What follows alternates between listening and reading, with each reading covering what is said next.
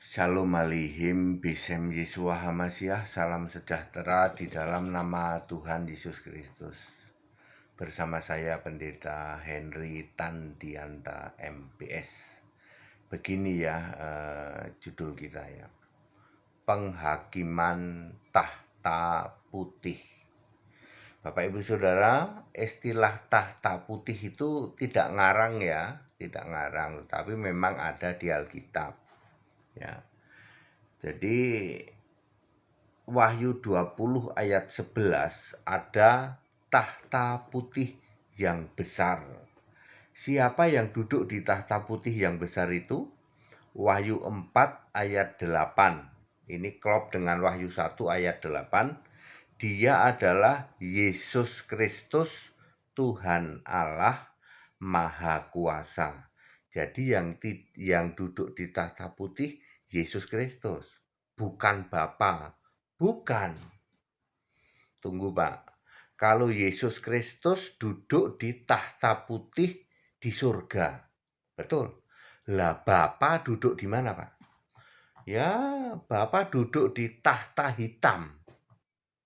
Yesus duduk di tahta putih, Bapa duduk di mana? Bapa duduk di tahta hitam. Wahyu 2 ayat 13. Bapa duduk di tahta hitam. Di mana itu?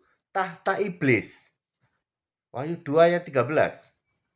Ya, sebab iblis yang jadi bapamu. Ya, kalau Bapa yang kiasan Yesus nggak ada di surga. Tapi kalian kan masih nyembah Bapa tuh sekarang. Lalu di mana Bapa tahtanya? Tahta hitam, tahta iblis. Wahyu 2 ayat 13 itu nulis tahta iblis. Ada jemaat diam di tahta iblis. Gereja yang diamnya di tahta iblis. Apa? Ya gereja penyembah Bapa lah. Wong ayat Alkitab Yohanes 8 ayat 44, Bapak iblis, iblis jadi bapamu, ya bapamu bertahta di tahta iblis. Di mana itu? Di dalam Wahyu 2 ayat 13. Yang kita bicarakan adalah tahta putih. Ada siapa? Ada Yesus. Tahta putih yang duduk Yesus. Bapa di mana? Di tahta hitam, udah gampangnya gitu. Kan iblis itu digelap toh, kegelapan toh. Ya. Seneng yang gelap-gelap, ya. Wahyu 2 ayat 13 ada jemaat yang ditata iblis siapa ya? Jemaat penyembah Bapa itu. Ya. Oke, tahta putih ya. Di tahta putih tidak pernah ada Bapamu itu, tidak pernah ada. Lah kalau Bapa tidak ada di tahta putih terus di mana? Di tahta hitam, di tahta iblis. Wahyu 2 ayat 13.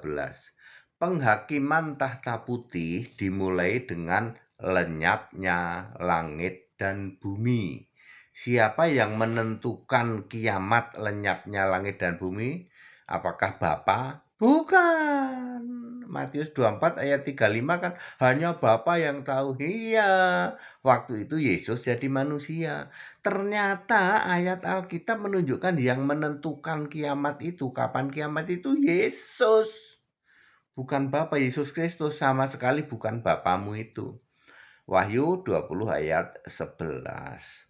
Wahyu 20 ayat 11 ini penghakiman terakhir ya. Penghakiman terakhir dilakukan seperti yang tertulis di Wahyu 20 mulai ayat 12 sampai 15.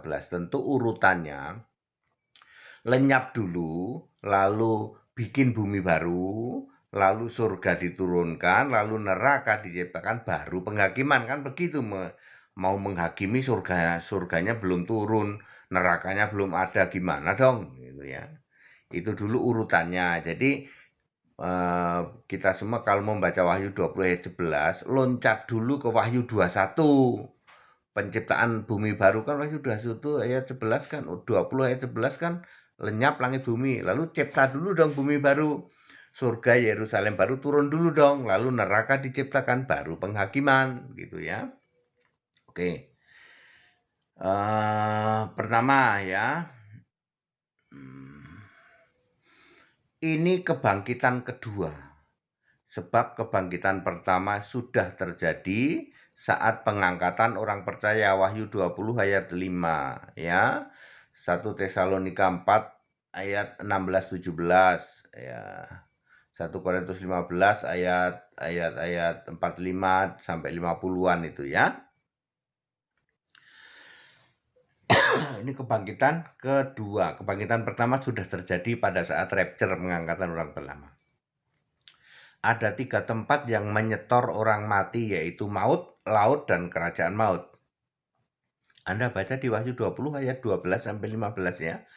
Kemudian hanya ada 1 tempat yang menyetor orang hidup, yaitu Firdaus. Tempat istirahat orang-orang yang mati dalam Tuhan. Wahyu 14 ayat 13 sama dengan yang mati dalam Kristus. 1 Tesalonika 4 ayat 16. Mati dalam Bapa kemana Pak? Ya ke alam maut. Di sini makin mengerikan ya Pak. Betapa orang yang selama ini labelnya Kristen, ternyata nanti waktu penghakiman terakhir baru ketahuan Pak.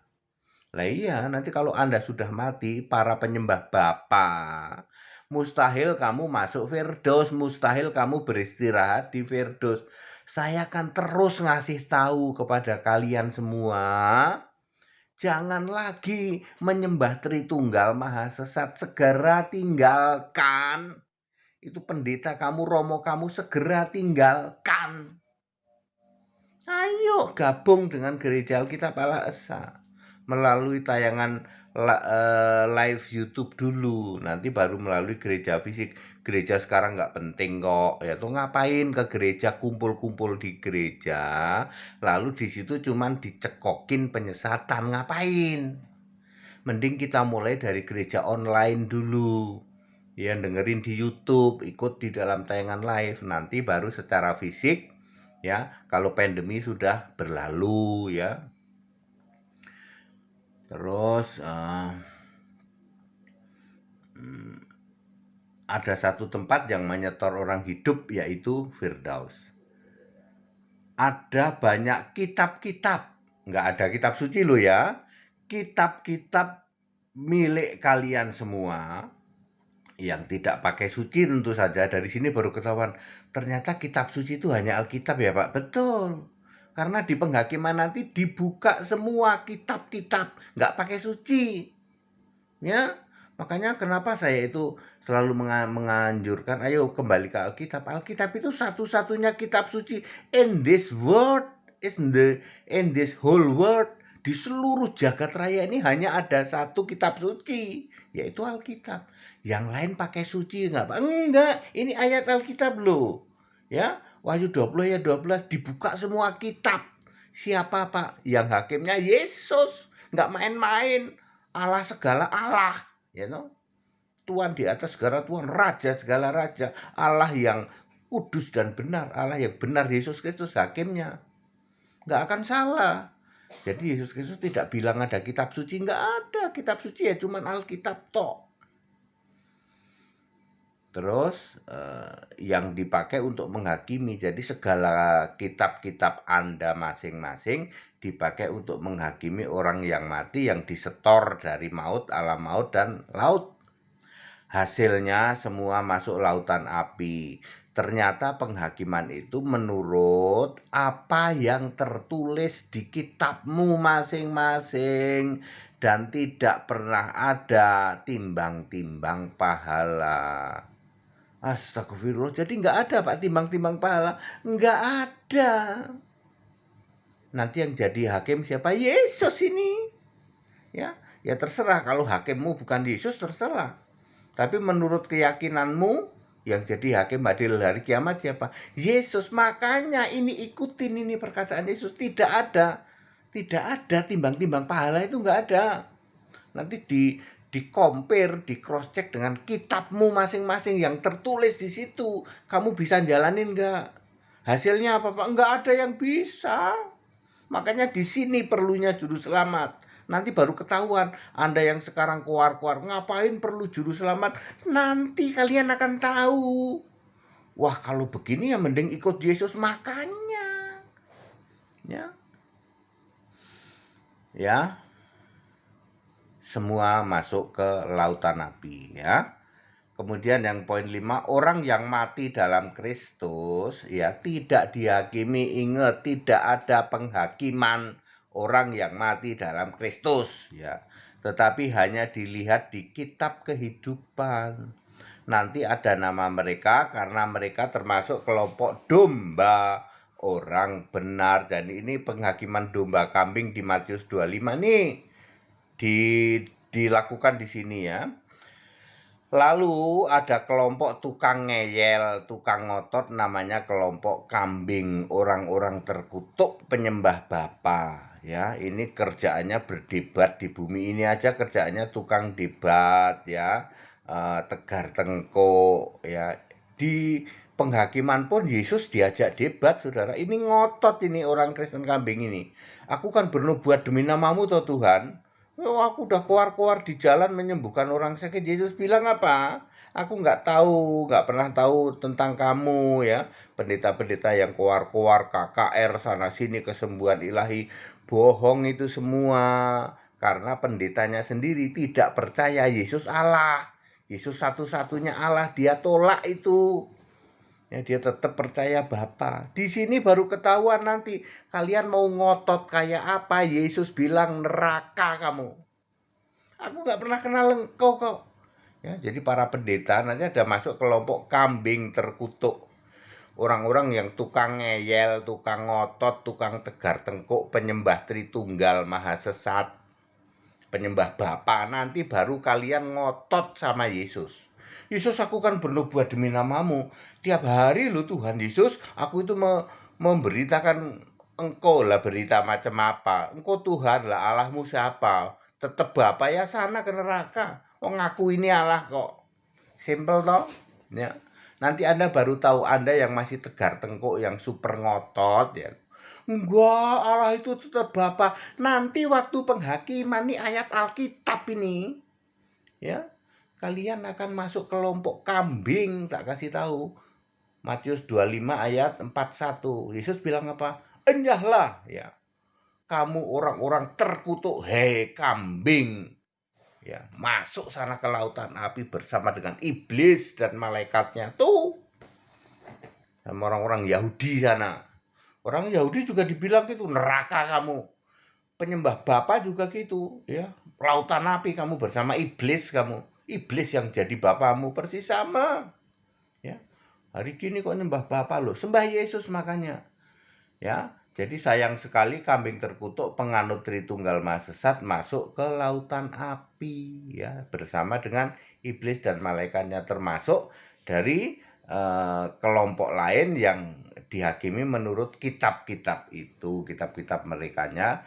Karena semua orang yang namanya tidak tertulis dalam kitab kehidupan, semua ke lautan api. Makanya penting banget namamu tertulis di kitab kehidupan. Sembah Yesus, baptis ulang, ya, supaya kamu semua selamat. Nah, jelas sekarang, apakah Anda masih mau ngeyel, ngotot, nyembah Allah 3 biji, nyembah Tritunggal Maha Sesat, penyembah Bapa, masih ngotot ya.